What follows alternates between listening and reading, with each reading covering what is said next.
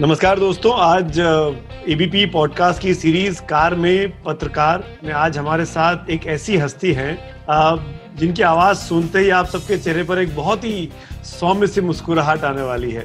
क्योंकि आजकल हम उनको हर दूसरे किसी ना किसी प्रोग्राम में देखते रहते हैं, कभी टीवी पे दिखते हैं, कभी सिनेमा में दिखते हैं, कभी ओटीटी प्लेटफॉर्म पे देखते हैं। अभी बहुत सारी चीज़ें इनकी रिलीज हुई हैं। शुरुआत करना चाहूँगा परिचय से। पंकज त्रिपाठी जी इस वक्त हमारे साथ है। पंकज भैया नमस्कार। नमस्ते सुमित जी, नमस्ते, कैसे हैं आप? बस सुरक्षित हैं। मैंने बोला था, क्योंकि मैं अक्सर बोलता हूँ कि सुरक्षित हूँ कोरोना के पहले से, और मुझे लोग पूछते हैं अरे आप बहुत हंस देते हैं लोग और बोलते हैं बड़ा इंटरेस्टिंग बोलते हो आप। तो अब इस दौर में मतलब पता नहीं कब कहाँ क्या हो जाए, तो अगर ठीक ठाक दिन गुजर गया तो सुरक्षित ही हैं हम सब। बिल्कुल। और ये जो आपके चेहरे पे भाव शून्यता होती है और आप सब कुछ बोल जाते हैं, चाहे वो लूडो हो, चाहे वो कोई और फिल्म हो, चाहे गैंग्स ऑफ वासेपुर हो, चाहे मिर्जापुर हो, छाए रहते हैं कालीन भैया आप। ये अद्भुत है। ये मतलब मैं डिस्क्राइब नहीं कर सकता हूँ। मैं अपने आप को एक बहुत बड़ा फिल्मी कीड़ा मानता हूँ। मैंने बहुत फिल्में देखी, बहुत सीरीज देखी है, बहुत मेरे अंदर दिलचस्पी भी है फिल्मों को देखने को लेकर। लेकिन ये जो आपने एक नई परिभाषा दी है एक्टिंग को, ये कहाँ से आई है?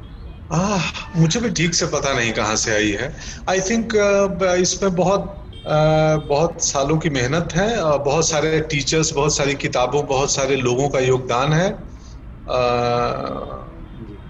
मैं फिल्मी कम हूँ, मैं फिल्में बहुत कम देखता हूँ, बहुत ही कम। हाँ, मैं पढ़ता जरूर हूँ फिल्मों के बारे में या कुछ लोगों के बारे में।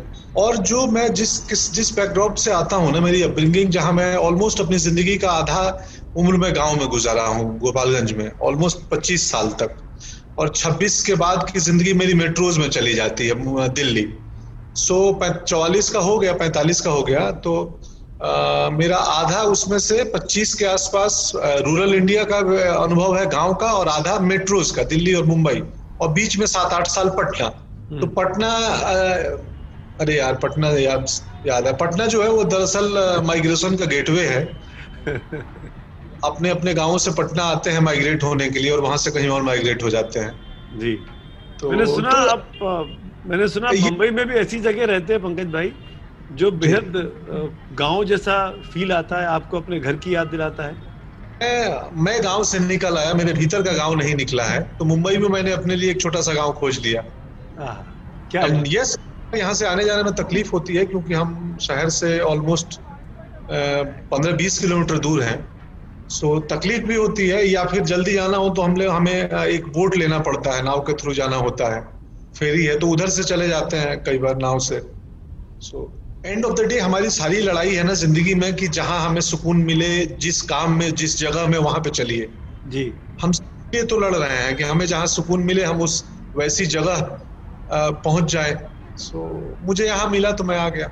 बहुत बहुत बढ़िया। मतलब नेचर के पास है, गांव के पास है। ये आपकी मतलब मैं मुंह पे तारीफ नहीं करनी चाहिए, लेकिन आपको जमीन से जोड़ के रखने में ये सब चीजें बड़ी मदद करती होंगी। अब एक है ना, एक चीज में जो पूछना चाह रहा था पंकज भाई आपसे, गोपालगंज कितना याद आता है? हाँ, बहुत याद आता है, बहुत याद आता है गोपालगंज। तो गोपालगंज नहीं, मेरा गांव बेलसंड, क्योंकि गोपालगंज शहर से भी 20 किलोमीटर दूर है। सो मेरा बेलसंड, माधोपुर, वहाँ का मेरा हाई स्कूल धरमचंद प्रसाद उच्च विद्यालय, और गांव के बहुत सारे लोग,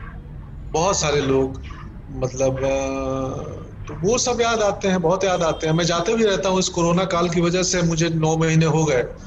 बाबूजी बुजुर्ग है, माँ बाबूजी, तो मैं डर के नहीं जा रहा था, बट अब मुझे लग रहा है कि यार हो गया, अब तो कितना दिन रहेंगे, तो मैं प्लान कर रहा हूँ इसी में जाने का। जी। माँ बाबूजी अभी भी गोपालगंज में हैं? हाँ, गांव पे ही।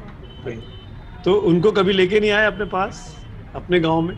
नहीं, मुंबई आए थे वो लोग, और मुंबई वो 7 दिन में ही 7 दिन का उनका। तीसरे दिन से बाबूजी बोलने लगे कि यार एक काम करो, वो टिकट पहले करवा के भेज दो।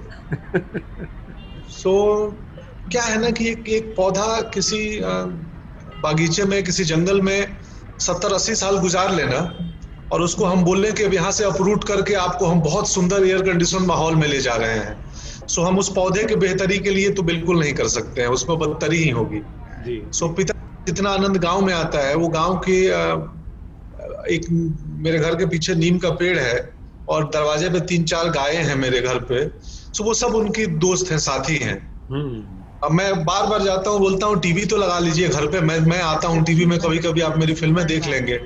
सो मेरे माँ और पिताजी दोनों एक साथ बोलते हैं कि हमें नहीं चाहिए टीवी, हमारे पास देखने के लिए बहुत कुछ है, बस हमें नहीं, तुमको टीवी में नहीं देखना है, तुम जब मन करे तो सीधे तुम आ जाना 2-4 महीने। इसलिए मैं हर तीसरे से चौथे महीने में गाँव होता था। ये इस बार 8-9 महीने हो गए और अब मैं जा रहा हूँ कि मैं जाऊंगा, जो हो गया, अब कितना दिन बंद रहेंगे। कोविड ने तो अच्छी अच्छी चीजों की से लड़ना सिखा दिया, हम लोगों को बहुत कुछ दिया है। लेकिन इस वक्त में पंकज भाई, आप छाए रहे, टीवी पे छाए रहे, आपकी फिल्में आती रही, ओटीटी प्लेटफॉर्म पे अभी अभी लूडो आई है, मिर्जापुर में आप कालीन भैया एक बार फिर हमको दिखाई दिए सबको। आपके लिए तो लॉकडाउन कमर्शियली अगर बात करूं तो फ्रूटफुल रहा? हाँ, नहीं, ये कमर्शियली ये फिल्में सारी लॉकडाउन के पहले कर ली थी जी। तो जो मेरी आमदनी लॉकडाउन में नहीं हुई, पहले की है। और इनफैक्ट अभी सब ठीक रहा तो अभी और 2-3-4 प्रोजेक्ट ऑलमोस्ट रेडी हैं आने के लिए। सो रियलाइज हुआ इस लॉकडाउन में कि मैं कितना काम कर रहा था, कि पिछले 9 महीने से मेरी शूटिंग बंद है और मेरे 3 प्रोजेक्ट आ गए और 4 आने को तैयार बैठे हैं। तो मुझे लगा मैं बहुत टू मच एक्टिंग चल रही थी मेरी। तो 4 की भी एक्टिंग पहले हो चुकी है जो भी आने वाले हैं? लॉकडाउन के पहले मेरे ऑलमोस्ट 7 प्रोजेक्ट खत्म हो चुका था शूट। तो 3 आए हैं और 4 अभी आने हैं। अरे वाह। लेकिन लॉकडाउन में मैंने आपकी एक चीज और देखी, आपकी फेसबुक पे आपकी बातचीत, आपकी कहानियां, आप अपने फेसबुक पेज पे आते हैं बड़े इंटरेस्टिंग वे में, जो आपका तरीका है क्या कुछ भी ना कह के सब कुछ कह देने का, मतलब सलाम है मेरा आपको। ये आइडिया क्यों आया था? समय का सदुपयोग या कुछ और वजह? का सदुपयोग नहीं, एक मेरा बहुत ही प्रिय फैन है, बेसिकली लड़का, ओम नाम है, आई थिंक हरियाणा में कहीं का है, बुराड़ी कोई जगह है गुड़गांव के आसपास। जी यही दिल्ली के आसपास ही, बिल्कुल दिल्ली गुड़गांव के आसपास का ओम नाम है। तो उसने मुझे मैसेज किया कि ये 21 दिन का वो जो पहला लॉकडाउन लगा था कि हम लोग घरों में हैं, बहुत परेशान हैं, ये एक डर का माहौल है बीमारी में, सो आपकी शूटिंग नहीं है तो आप कुछ आके फेसबुक पे सुनाओ ना, कुछ किस्से सुनाओ, हमारा मनोरंजन भी होगा और थोड़ा। तो मैं सूझा, मैं गया वहां 4-5 दिन, मैंने कुछ किस्से सुनाए और वो किस्से सुनाते हुए मुझे रियलाइज हुआ कि यार ये सोशल मीडिया का दौर में एक ऐसी दुनिया है ये कि यहाँ सबको समझना मुश्किल है और सबको समझाना भी मुश्किल है।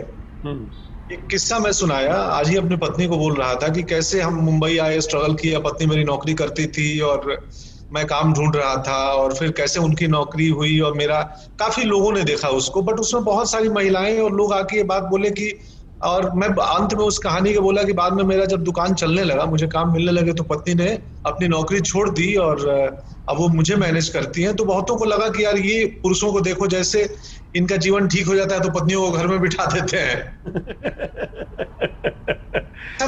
ऐसा मतलब अब कि ऑनलाइन मुझे कई बार ये होता है कि यार कुछ भी किस्सा सुनाओ तो लोग, अदरक की बात करो तो उसमें से आम का मीनिंग खोज लाते हैं।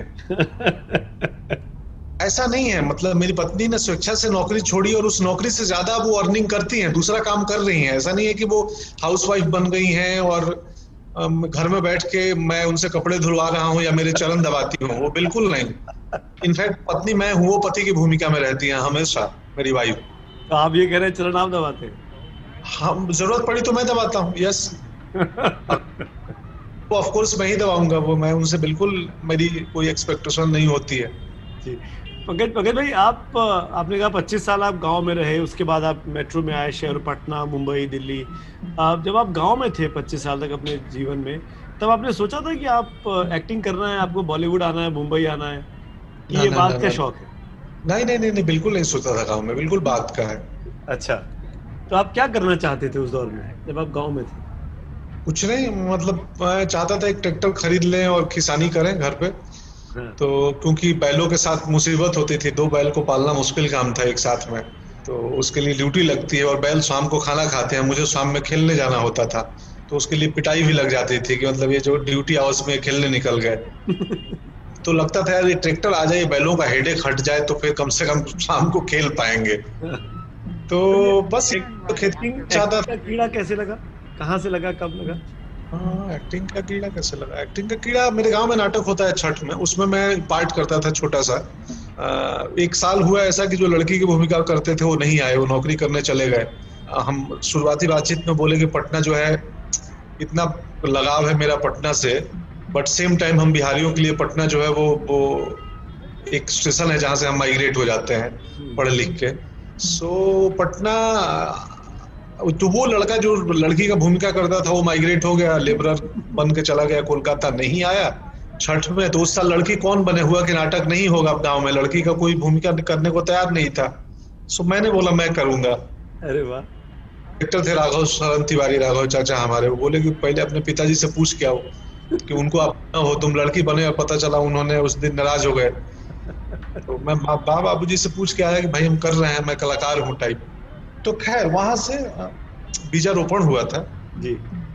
बट वो धीरे धीरे पटना में आके फिर थिएटर करने लगा और वहां फला फूला। आप बैलों का जिक्र कर रहे थे, खेती का जिक्र, आपने खेत जोते हैं? आप पिताजी के साथ खेत में काम करते थे उस दौरान? हाँ हाँ बिल्कुल करते थे। मैं खुद खेत नहीं जोता हूँ क्योंकि बहुत बड़ा टेक्निकल काम है, उसके लिए एक एक्सपर्ट होते हैं। क्योंकि हल का अगला पार्ट होता है बहुत तीखा होता है, शार्प होता है जी। और में थोड़ा भी डायगोनल हुआ तो बैल का पिछला पैर जो है वो घाव हो जाता है, उसमें देता है। तो वो एक टेक्निकल काम है, वो ड्राइविंग की तरह है। सो मैंने हल चलाना छोड़ के बाकी काम किए हैं, ट्यूबवेल चलाया है, खेतों में कुदाल चलाया है, मैं कहीं खेती की। सुन रहा था आपके एक इंटरव्यू में, आपने कहा कि ट्यूबवेल का कोई पार्ट आता था जो कुछ महंगा था, 500 रुपए का था, उसको बचाने के लिए पहरेदारी करनी पड़ती थी रात में। हाँ, वो नोजल और एलिमेंट नाम के दो पार्ट हैं। हाँ। जो उन समय माइक्रो या कोई कंपनी थी, उसके आते थे 600 रुपए में, और वो खोलना बड़ा आसान था, अक्सर लोग खोल लेते थे। रात को चोरी हो जाते थे वो दोनों, तो हम बाबूजी जाके खेत में सोते थे ताकि कोई खोले नहीं। बड़ा आनंद आता था। लेकिन खेतों में सोना ना, गर्मियों में, सर्दियों में थोड़ी तकलीफ होती है, बट गर्मियों में जो जो खुला आसमान होता है ना, बिल्कुल डार्क अंधेरे में खुले आसमान में आप सो रहे हैं, तो इतने तारे देखते हैं जितने तारे आपको देखने के लिए वो उसमें जाना पड़े, कोई क्या बोलते हैं वो, बिरला और प्लेनेटोरियम में जाना पड़े। तो वो तारा मंडल का अनुभूति हमें हमारे खेतों में हो जाया करता था। इतना आसमान में तारे दिखते थे। हम वो गंगा होती है ना, आकाश गंगा देखते थे हम रात को खेतों में सोए। आकाश गंगा को देख के कुछ लिखते थे, कोई कविता, कोई गीत, कोई कहानी? नहीं, कुछ नहीं लिखते थे, कुछ नहीं लिखते थे। मुझे रेणु जी की याद आती थी, रेणु जी मेरे प्रिय लेखक हैं, तो महुआ घाटवालिन की कथा याद आ गई मुझे, तीसरी कसम। क्या बात है। अब आपने होटल मैनेजमेंट का कोर्स पूरा कर लिया था? हाँ, वो पूरा किया था। तो होटल मैनेजमेंट की तरफ दिलचस्पी क्यों थी आपकी? क्योंकि मुझे किसी ने बताया कि इसमें नौकरी अच्छी है, नौकरी मिल जाएगी आसानी से। मेरे चाचा बताए थे, काशीनाथ त्रिपाठी, अब तो नहीं रहे, दो महीने पहले उनका देहांत हो गया। सो ईश्वर उनको शांति दे। तो वो बताए थे कि तुम कर लो, ये होटल का निकला है। उन्होंने ही मुझे अखबार का कतरन ला के दिया था। सो वो हमारा वो वक्त था जब हम अखबारों में जो एडवर्टीजमेंट आते थे, वैकेंसीज आती थी, या एजुकेशनल कोर्स की कुछ वोकेशनल ट्रेनिंग के विज्ञापन आते थे, तो हम लोग देखा करते थे। यार मतलब मुझे अब तो मालूम नहीं कितने लोग एलडीसी यूडीसी पता नहीं अब आते हैं कि नहीं आते हैं। एलडीसी समझ रहे हैं आप? बिल्कुल, लोअर डिवीजन क्लर्क और अपर डिवीजन क्लर्क, यूडीसी। हम तो यूडीसी का वो क्या बोलते हैं उसको, जो भी आता है अपन खोजते थे कि कहीं भर वर दें यार, कहीं कुछ हो जाए जीवन में। तो आईएचएम उसीलिए किया था कि बताया किसी ने कि इसमें संभावना बहुत है, और इंडियन कुक बन जाओगे तो बाहर डिमांड है। अरे वाह। तो अब ये बताइए, आपके भी प्रेम विवाह है, जहाँ तक मैं थोड़ा बहुत बिल्कुल प्रेम विवाह है। कैसे मुलाकात हुई भाभी से? मैं 10वीं क्लास में ही तय कर लिया था, 2 काम करूंगा, एक तो प्रेम विवाह और एक तो मैं थोड़ा लीक से हट के चलूंगा। वो है ना, लीक छोड़ के 3 चले, सिंह शेर सपूत जो भी, तो लीक तोड़ना, लीक से हटना था मुझे। सो आई नो लीक से हटने वालों को बहुत परेशानी भी होती है, क्योंकि सेफ जोन तो यही है ना, लीक में चले। बिल्कुल, जैसी धारा है उस धारा की तरफ तैरने में आसानी होता है। अच्छा, धारा के विपरीत तैरने में परेशानी होती है, और आप तो मीडिया में हैं तो आप ज्यादा बेहतर समझेंगे मेरे से। जी। तो तो कहाँ तो मुलाकात हुई भाभी से, बताइए ना, पहली बार मुलाकात कब हुई, पहली बार इश्क का इजहार कब हुआ, अगर आप शेयर करना चाहें। नहीं नहीं, अरे मैं क्या शेयर, मैं पहली बार मुलाकात असल में क्या है ना कि एक पब्लिकेशन ने मुझे अभी बहुत ऑफर दिया है किताब छापने का। तो उन लोगों ने बोला है ना कि थोड़ा सा मसाला बचा के रखो हमारे लिए। आज की बातचीत में मुझे पैसे नहीं मिल रहे हैं, वो लोग मुझे एक किस्सा बताने के लिए पैसे भी देंगे। अरे रे अरे गजब है पंकज भैया आप। मुझे आपका ना हंसते हंसते वो स्त्री वाला कैरेक्टर याद आ गया। हाँ, रुद्र भैया। अद्भुत था वो एक सीन है, वो एक बुजुर्ग है, उनके पास पेम्फलेट है।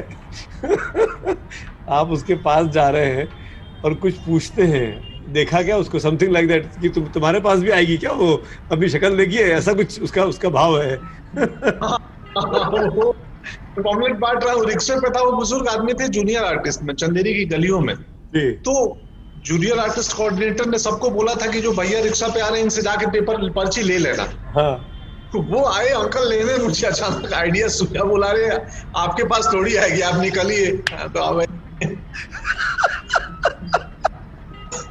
क्योंकि वो बहुत बुजुर्ग थे, और मतलब क्या है ना, कई बार अभिनय में थोड़ी सी बदमाशियां करते हैं ना, हमें सजीव रहना पड़ता है, सजीव रहना पड़ता है, और मोमेंट में रहना होता है, बी देयर, कि आप वहां रहिए, उस वक्त वहां रहिए, तो बहुत जिंदगी में कितना ह्यूमर बिखरा पड़ा है आसपास, आप ठीक से देखें तो उसका आनंद आ जाएगा। आज तो बहुत, पूरी लड़ाई तो हंसने के लिए है ना, हम सब परेशान हैं कि हंस पाए। हम लोग चाहते हैं कि हमारा एक घर हो जाए, घर खरीद लें ताकि हम रहें, उसके लिए हम ईएमआई ले लेते हैं।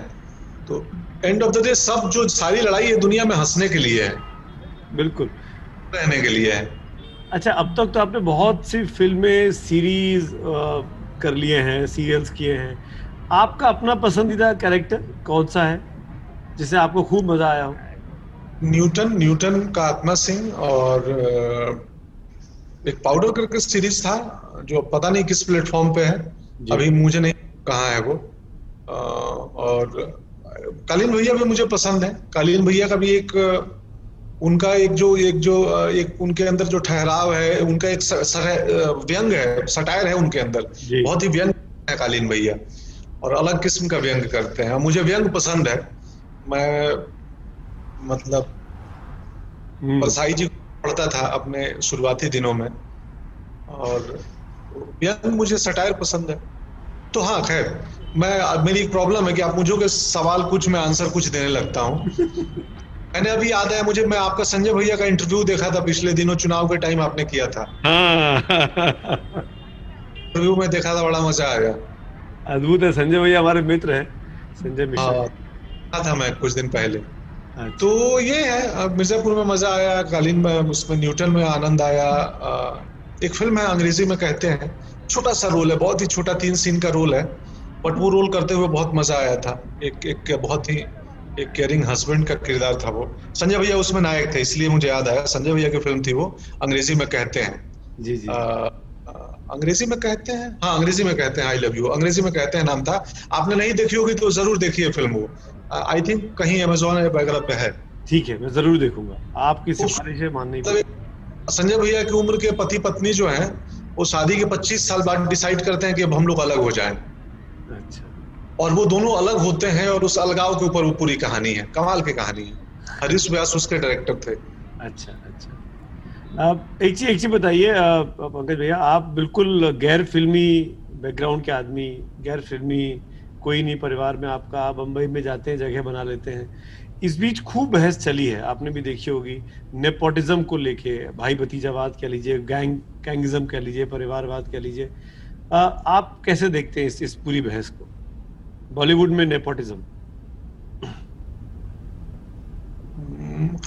देखिए, ये बहुत ग्रे एरिया है, मतलब ऐसा ब्लैक एंड व्हाइट नहीं है कि हम, ये लंबी बहस का मुद्दा है। और यस, मैं उस बात से इनकार नहीं करूंगा कि यहाँ नहीं है, बट सेम टाइम अगर मैं ये कहूंगा कि कहाँ नहीं है तो लोग बोलेंगे कि तुम कवर अप कर रहे हो, ये बोल के कि नहीं है। तो यहाँ भी है, हर जगह भी है, बट सेम टाइम मुझे लगता है कि हमारी ऑडियंस इतनी अवेयर है और इतनी अच्छी है, जागरूक ऑडियंस है कि अगर उसको किसी भी फिल्मी परिवार का कोई बच्चा हो वो बहुत खराब सिनेमा देगा तो उसको लोग फ्लॉप कर देंगे, नहीं देखेंगे।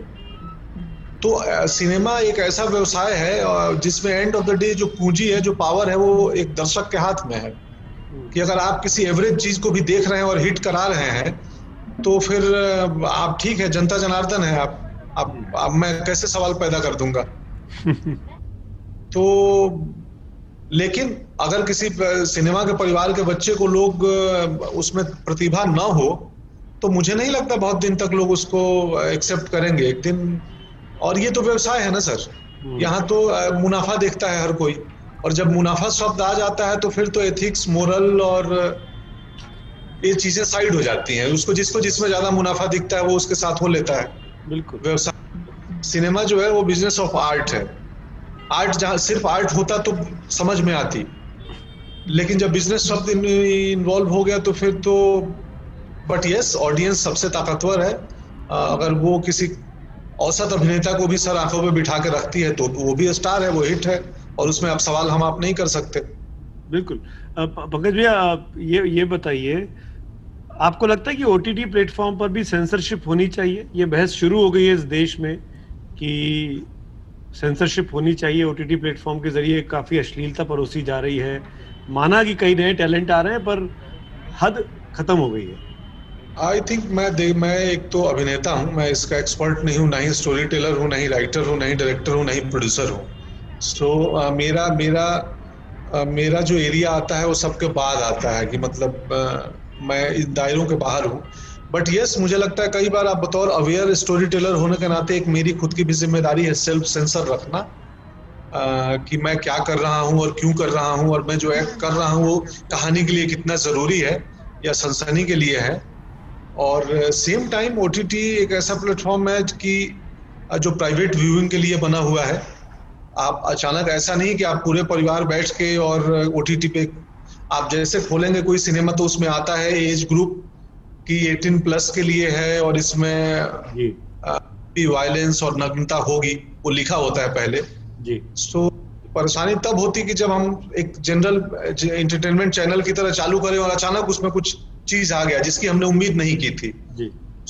पहले ये बात बताते हैं, बट सेम टाइम मैं इसका जानकार नहीं हूं, बट मुझे लगता है कि कई बार अगर फ्रीडम नहीं है तो कुछ लोग जिनको सनसनी फैलानी हो या जिनका पर्पस कुछ और हो तो उसका एक फायदा भी उठा सकते हैं। एटलीस्ट इस मुद्दे पे बात तो होनी ही चाहिए और सार्थक बातचीत होनी चाहिए और हल किसी भी समस्या का या किसी भी बट सेम टाइम अगर एक दूसरा पहलू ये है कि आप ऑडियंस जो है, हमारी ऑडियंस को पता है कि क्या खराब है क्या बुरा है। जो हमने पहले नेपोटिज्म की बहस में जो बात की जी, कि अगर हम बकवास किसी को परोसेंगे तो एक सर्टेन टाइम के बाद वो खुद ही रिजेक्ट कर देंगे लोग जी। और कई बार बैन प्रतिबंध करने से भी चीजें रुकती नहीं है। आप देख लीजिए कि हमारे कई स्टेट में अल्कोहल प्रतिबंध है, बट वहां जाएंगे ग्रासरूट लेवल पे तो सब बहुत मिल रहा है। हाँ, बिहार है उसमें से एक आपका अपना। तो इसलिए मुझे लगता है ना कि ये बड़ा सब ग्रे है, ब्लैक एंड व्हाइट नहीं है कि हम अचानक सपोर्ट कर दें, विरोध कर दें। किसी भी मुद्दे को ना बहुत गहराई में जाना पड़ता है उसके को जानने समझने के लिए। पंकज, आपकी राजनीति में दिलचस्पी रही थी अपने स्कूल कॉलेज के दिनों में? बहुत ही दिलचस्पी, वो तो हर बिहारी की होती है ना। तो ऐसा अभी मैं देख रहा था चुनाव के वक्त पे बहुत सारे लोग आजकल वो पत्रकार हो गए हैं, ये वाले डिजिटल पत्रकार जो फेसबुक पे आते हैं उसी पे पत्रकारिता होती है। तो कितना इंटरेस्टिंग मैं इन लोगों को देख रहा था बोलते हुए, गांव के लोगों को। तो वो तो हर बिहारी की है। सबसे अधिक मजा किसके साथ काम करने में आया आपको एज अ डायरेक्टर, जिसने आपको खूब सिखाया सीखा? बहुत सारे लोग। अभी रिसेंटली अनुराग बसु लूडो का जी, क्यों लूडो में मुझे कुछ मालूम नहीं था मेरी की कहानी क्या है, फिल्म क्या है। मैं बस उनके साथ काम करना चाहता था, चला गया और मुझे सिर्फ मैं जो सीन किया था उतना ही पता था।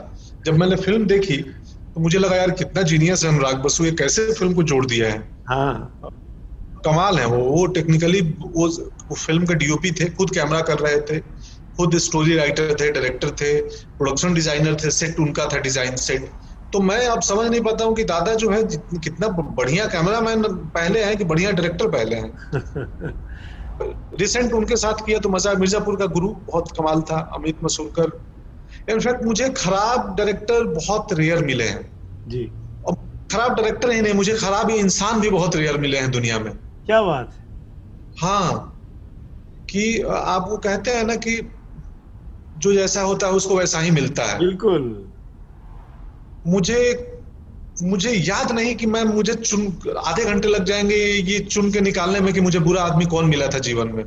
क्या बात, क्या बात। मेरे क्या मिले हैं।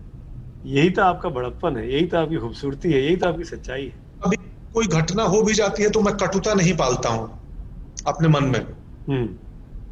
आप अभी पीछे थोड़ी देर पहले बात कर रहे थे ना, मैं आज ही दिन में सोच रहा था ना कि अभी जो मैं कल किसी को तो बोल रहा था कि हम सब ठीक करना चाहते हैं, लेकिन मेरा ठीक मुझे लगता है कि तुम्हारे ठीक से ज्यादा मेरा ठीक है। ठीक तुम्हारे ठीक से ज्यादा ठीक है, इसी बात की बहस चल रही है बस। खैर, मैं आजकल ना भी बहुत देने लगा हूं, तो मुझे कई बार लगता है कि आज प्रवचन नहीं दूंगा, लेकिन फिर भी रहा नहीं जाता है, छो ही जाता है। भैया आखिर में 2-4 सवाल और जल्दी जल्दी वाले, इसको हम आखिर में रैपिड फायर जैसा खेलते हैं। मैं एक शब्द लूंगा, उस एक जगह का नाम या किसी वस्तु का नाम, उसको सुन के आपको क्या याद आता है वो आपको बताना है। क्विक फायर, रैपिड फायर में। बिहार। अद्भुत, राजनीतिक रूप से संपन्न, संघर्षशील। गोपालगंज। नारायणी नदी, गंडक नदी। सुल्तान कुरैशी, आपका कैरेक्टर। कश्यप, वासेपुर, बनारस और बहुत सारे सपनों से भरे हुए डब्बे। आपकी फेवरेट फिल्म जिसमें आपने एक्टिंग ना की हो? लंच बॉक्स, पान सिंह तोमर, तिथि, कोर्ट, बैंडेड क्वीन। आपकी फेवरेट फिल्म जिसमें आप खुद हो? न्यूटन कह सकते हैं न्यूटन। आपका फेवरेट एक्टर? इरफान साहब, इरफान खान। प्यार मतलब? प्यार मतलब बस प्यार और कुछ नहीं, व्यापार नहीं, प्यार मतलब प्यार। पंकज त्रिपाठी।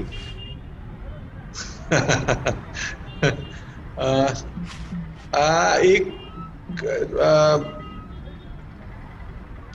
समझदार व्यक्ति, चतुर व्यक्ति जो चतुराई को अपने जिंदगी में इस्तेमाल कम करता है। आखिर में भारत। भारत तो इतना व्यापक है कि उसको एक शब्द में बोल ही नहीं सकते हैं। तो भारत इतना व्यापक है, इतना अद्भुत है, इतना खूबसूरत है।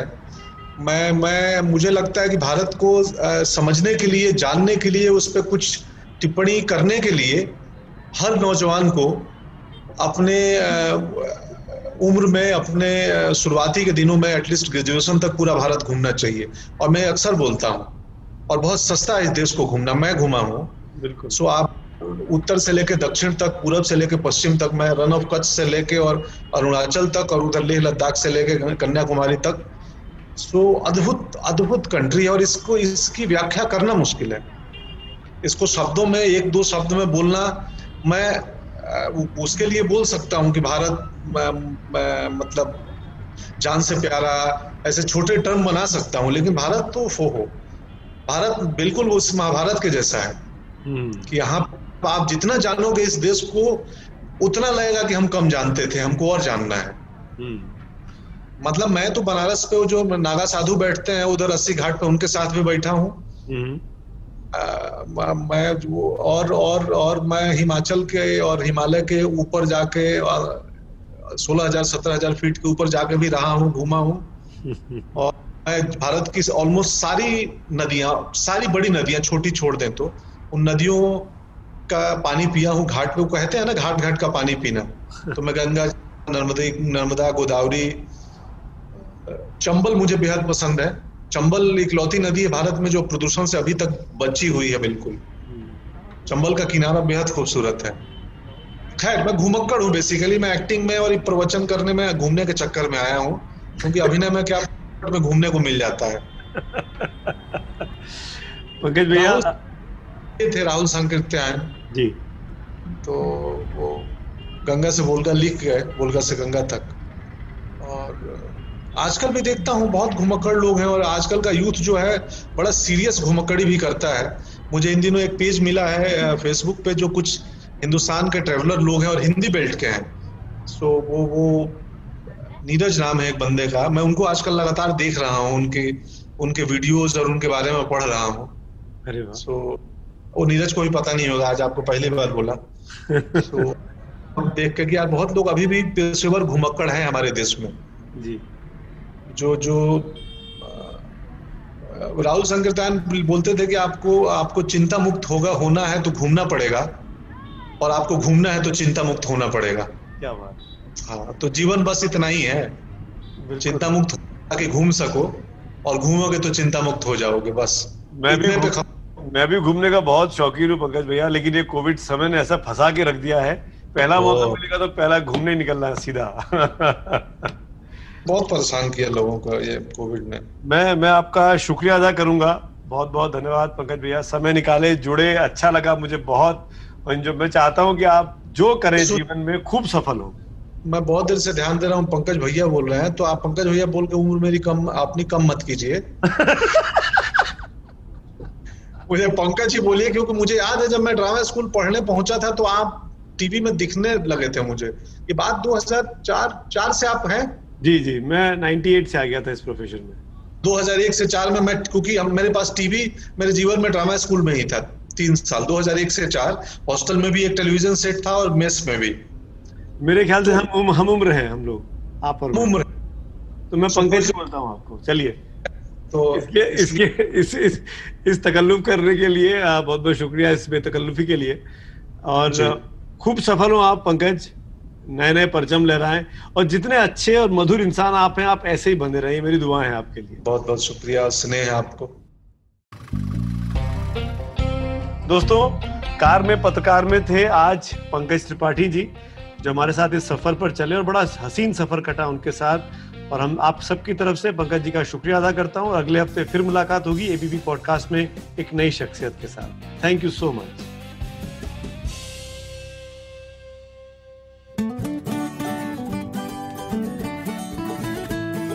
This is an ABP Life podcast.